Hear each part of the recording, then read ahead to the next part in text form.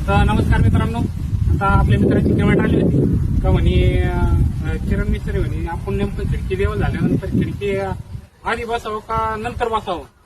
तर त्याविषयी आज तुम्हाला एकदम सुटसुटीत आणि एकदम सोप्या भाषेत मी आज व्यवस्थित सांगणार आहे का तुम्ही खिडकी कशा पद्धतीने बसवली पाहिजे आणि त्याचं म्हणजे महत्व काय राहतं. आपल्यासोबत आज राहुल मिस्त्री नमस्कार. नमस्कार. तर बऱ्याचशा मित्रांची आपली कमेंट आली होती की म्हणे आपण खिडकी नंतर बसवली की आधी बसवली. तर आपल्या मित्रांना काय सांगशील? जर आपला सुंदर बंगला असेल, एक मजली 2 मजली वेल्युएशन एकदम भारी असेल, न विचार करता पहिली खिडकीच बसून घ्यायची, नंतर खिडक्या बसू नये, जेणेकरून आपली खिडकी बी मजबूत होती.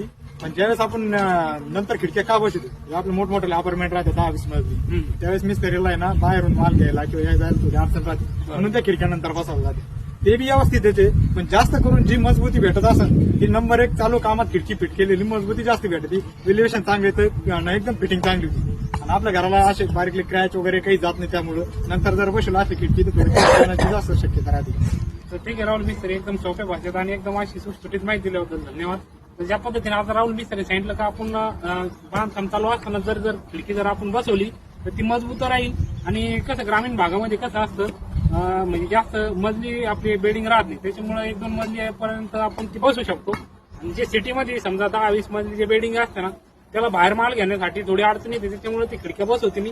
ते निर्णय बसवलं चालतं, पण ग्रामीण भागामध्ये शेतकरी जे सर्वसाधारण माणसं असेल त्यांनी घर बांधताना आहे ना शक्यतो पहिले बांधकामासोबतच खिडकी जर बसवली तर अतिउत्तम सगळ्यात चांगला पर्याय राहील तो.